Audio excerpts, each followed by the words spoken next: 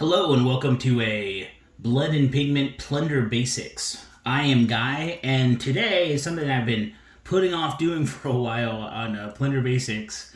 But I'm going to be doing a technique called edge highlighting on the stern of this 6-rate frigate from Firelight Games.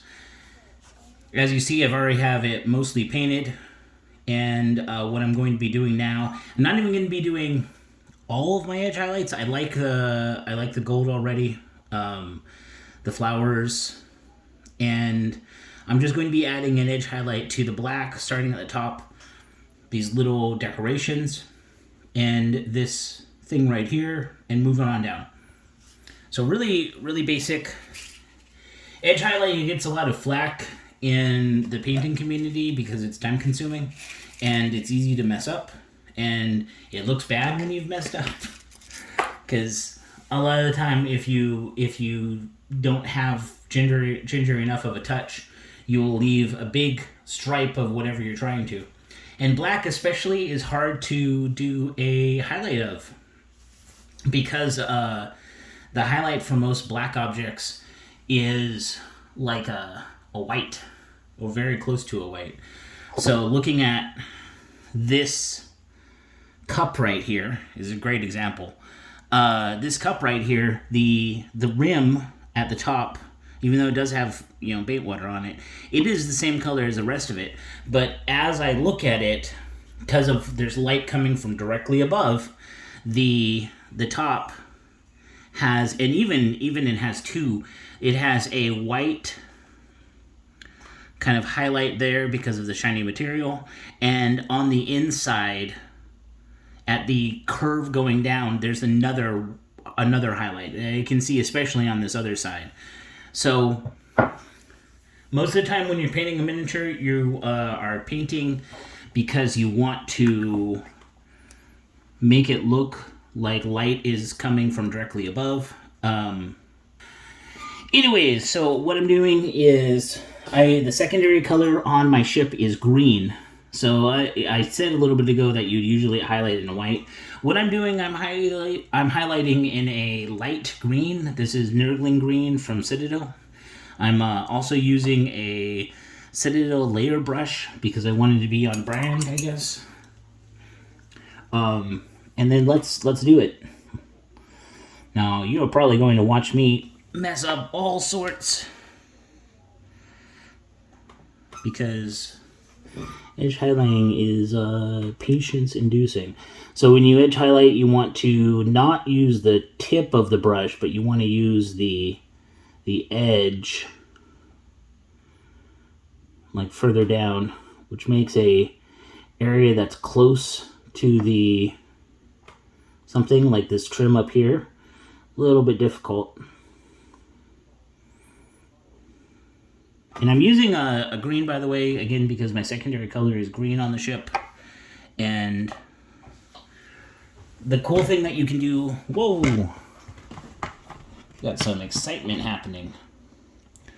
I was going to do the camera that floats above the desk, but this edge highlighting is just way easier if I'm looking at it directly on rather than painting from above. So one trick that you can do with edge highlighting is when you are going to be adding your secondary color, you can use colors that are not in the base color, and it tricks the eye into thinking that the whole thing is tinged that color. So I wanted it to seem that these black areas are like a very dark green, and by edge highlighting in this light green, it fools you into thinking that it's actually a dark green. And that's to go with the other pastel colors that I'm using on the ship. So that's it for that. Now we're going to do this top ornamentation. Now I'm not going to do the very top because that's its own ball of wax. I'm going to paint those. I usually paint the railing last because the ship will be handled a lot by between now and then, and any rail, and including turning on side and touching it and stuff like that. and any sort of touching that you do to the ship like that is going to wear off some paint there. And so what I do is a little heavy there, but that's fine. What I do is I usually paint the railing last, and then or the railing second to last, and then I paint the figurehead and the bow last. Yeah, it's just because I read somewhere that when they were painting a ship, they would paint the figurehead last. I thought it's a classy little thing to add. You know, a hallmark to a connection to the sailing days of yore. As you see, this is pretty easy, but it has a profound effect. I did kind of mess up right there. Don't worry when you mess up. You can try washing it off, but I find that the easiest way to fix a mess up is you apply your secondary color, or your primary color in this case. And I'm using a palette too, because you don't want the brush to be too overly loaded. So there we go. This has been a fun but very slow ship to paint. Just because of all the detail. I think I've actually spent longer painting it than I did on my galleon, which is kind of funny.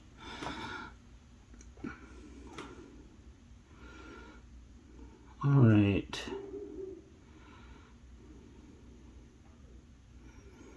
I like the look of that. The thicker you make the edge highlight thing, the more round it will make the thing appear. Because again, if you're looking at it from a real world objects, the edge highlight is highlighted by the curve of something. Like I was saying, the light diffusing in that area. So if you do a large area that's highlighted, kind of like what I did there and there, it's going to make it seem rounder than it actually is. I'm just going to embrace the chaos.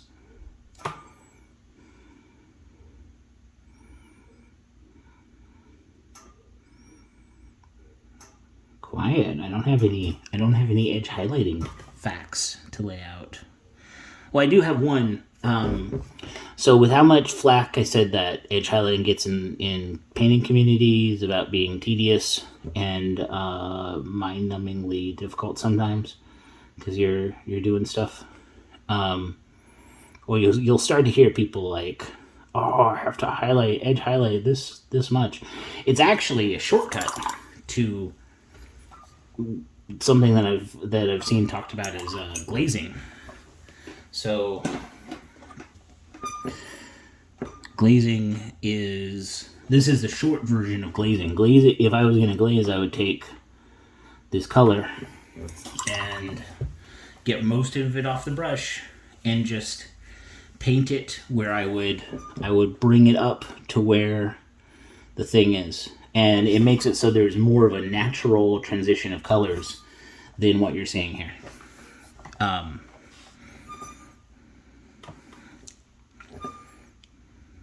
That would be the long, tedious way to do this. There. So top is done. I'm happy with it. I do so far have the ship as a sort of painterly. Like I said, I'm using a lot of pastels because I looked at the decorations on it, and it was like, okay, here's 2 mermaids and some seashells and some flowers and some I added my own figurehead to the front instead of a lion. I added a woman. And what else? Yeah, so I added seaweed. There's flowers, there's seashells, there's mermaids.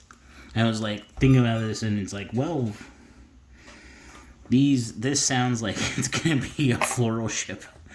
because I wanted to do this as a Dutch merchant ship, and Dutch ships were. It's an area. The description said that they were painted brightly. There we go. Let's add some of that.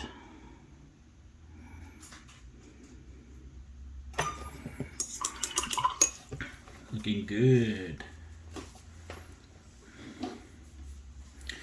Alright. I do not have a beer to drink this time because I gotta be driving in a couple hours. So no beer for me. Okay.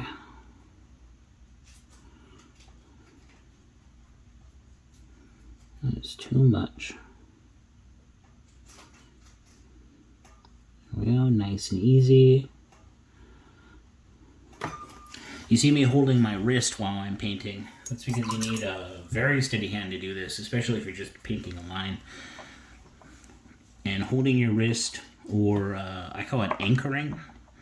If you anchor your hand to the table, you can make it so you do not move as much.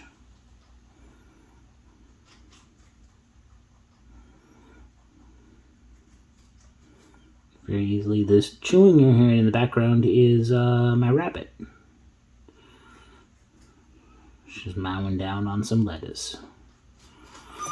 There we go. So this is a good thing to do with your ship when you want it to look, extra nice. It doesn't really take as long to do this once you dive into it. And the important thing is that let's do it where it makes sense. Like if you're going to do black trim, that's the best place to do an edge highlight. I wouldn't, like the skin on the Mermaid was, I just used two-tone, just a dark flesh color, a wash, and then a light flesh color. I wanted to make it look painted, and then I had I wanted to try out this paint called Pearl Finish, and it made it so the mermaid tails are a little sparkly, which is kind of cool. And then but I wouldn't edge highlight more on them. Oh, she does have little nipples. I better paint those. But the somebody on the thing was talking about, like, you should paint her nipples. But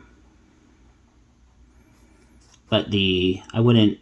There's no part in the Mermaid where I would really want to edge highlight because the pearl finish makes it so it already catches the light.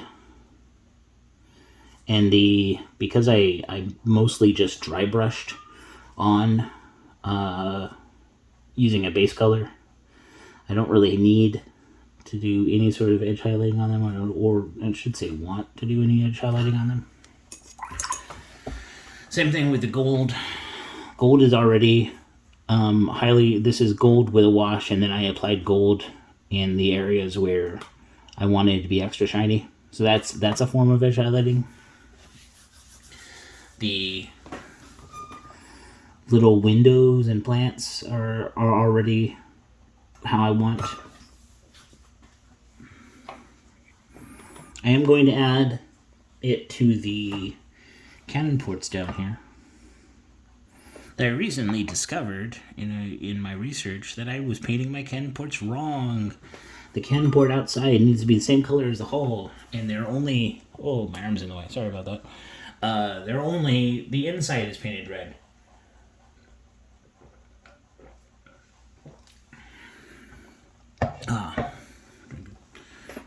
Okay, so now I'm moving down here, and this is where I need to just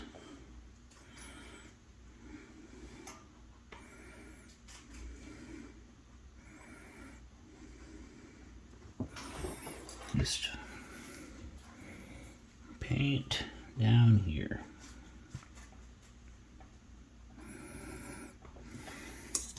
So you also see I'm using my patented patented towel method to make it so I move the towel and not the miniature. And I have about four hand towel rags stacked up. Here, I'll rotate this down. 4 red hand towel rags stacked up. Because I wanted to make it so that it didn't move. Or not that it didn't move, that it was at an angle I could work at. Alright, so we are just adding this last edge highlight here. Now, areas that wouldn't have the sun hitting the edge, you don't really have to highlight. So that's this top of the tiller's collar right here. Don't need to do it. I suspect this would be made of wood instead of iron, but we'll have to find out. So now that I've done, that's all of the trim and the things that are painted black. So now what I'm going to do is I'm going to add some to these hinges right here.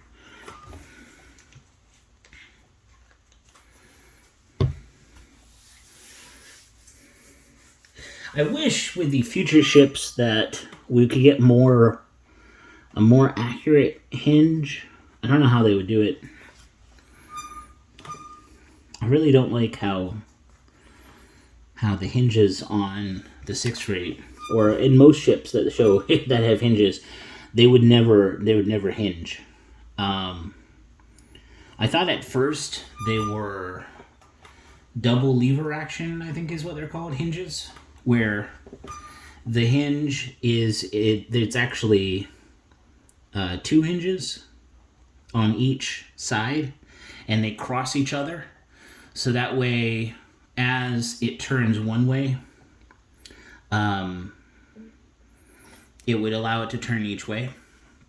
But then I looked it up for how they use the hinges over there, and it was a collar and pin hinge, like a typical, almost not a lot like a door in some ways, where there would be a round hole that would be made out of iron. I didn't like, usually stuff on a ship is made out of brass because iron is going to rust, obviously, instantly, especially exposed to salt water. But I didn't find anything saying that it was made out of brass. I just heard about iron. So what it would be is it would be a round kind of socket, and then on the tiller or on the rudder they would have a bands, iron, like I think either brass or iron bands, and then a peg, and then it would just drop into 2 spots, maybe 3 spots on larger ones, and then that would be the rudder on the ship. So it might be hard to represent that in a model, and that's why it looks like it's a double action one. If somebody knows, please correct me or let me know, because it's interesting. I don't want to paint right up. So I have found when you want to paint black iron, or I think black iron would be cast. When you want to paint black iron, I find that it's best to just use a white paint and paint it black, and then the places where you edge highlight where the sun would hit. You can also, if it's like a swivel gun, because they did start at the beginning of the 18th century, they started making more cannons and swivel guns out of iron, because they're their iron skills had advanced by then. But that door is squeaking. So you probably cannot even see me doing this. Here, I can tilt my ship as I do the top one. So yeah, that makes it look like iron, just that bright highlight on the top. It's advantageous if you are kind of rough with the paint, because if it's like this, it would be pretty rough anyways. So that's those. And then we're going to do the other side. And the advantage is, even if it is made out of brass, they would paint it black. But I can just say that they would paint it black. Alright, let's do the one on the other side. And then we're done. Huzzah. Oh, wait, no, I got to do the cannon ports. So, let's bring it into frame. This is a full bottle of white.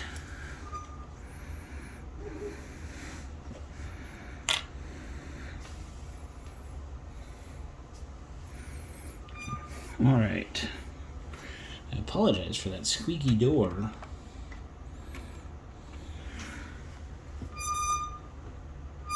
Oh, it's not the door. It is my table is being squeaky. That's terrible. So again, I'm doing the anchored hand with this. Very easy.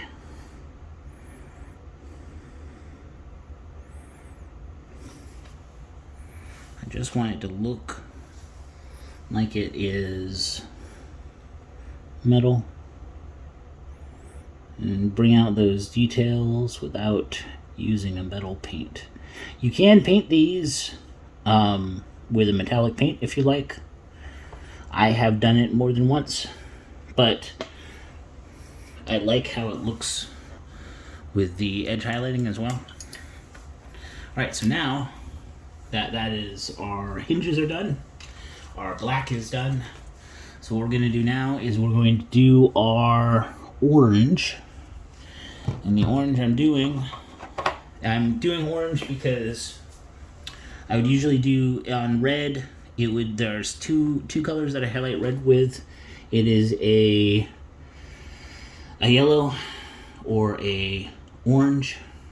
I like an orange in this case because, again, by making it, because it's supposed to be a Dutch ship, so I like the idea of there having a little bit of orange pigment out there. And I could use a lighter red, but with a red, you don't want to steer too much into pink. Like, where's the pink that I was using? So I could do this as my highlight there, but that's not really going to work. And it would really be best if I use the same red and I put like a drop of white. But it's easier to me to do orange because you can see the orange that I added over here to my cannons. Let's pick this up a little bit. So I'm just going to be doing that. Now these gun ports are also going to stay closed. Because I'm not going to buy them for every game. Now this is a Citadel paint. I'm using Fire Dragon Bright on this one. Or should I use Troll's Layered Orange? Which one did I use? I used Fire Dragon Bright. So I gotta stir the pot before I do anything because there's some separation. I did do Troll Slayer in William of Orange's sash, so that's where that went. And my other bright orange was used in the windows. So these colors are, this is a pumpkin, and this is my Fire Dragon. So they are similar. They're both oranges, but this is a lot lighter of a color. Alright, and all we're going to do is I'm going to hit up the very top, because that is the most that would have edges. So put it in here. Being kind of liberal with it. Go down a little bit. There we go. Let's do the other side. Ooh. Let's do that flower too. And these flowers over here.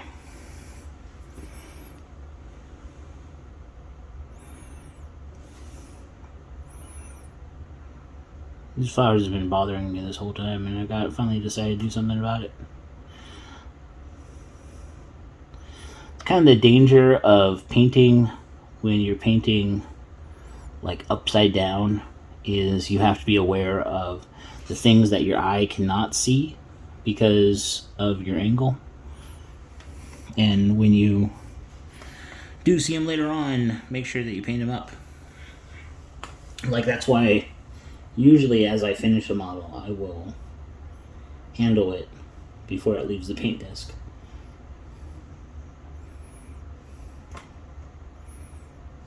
So add something on the hinge.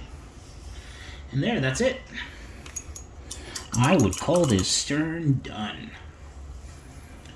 Yep. Let's get another shot of it. That is done by me. Well, this has been a Blood and Pigment Plunder Basics with Guy. I hope you enjoyed this little edge highlighting trip that we took. Make sure you check out our other videos and articles. I had one recently come out on the Spanish Corsairs. A lot of fun. And let me know if there's any type of painting stuff regarding Blood and Plunder that you want to check out. Thanks for watching.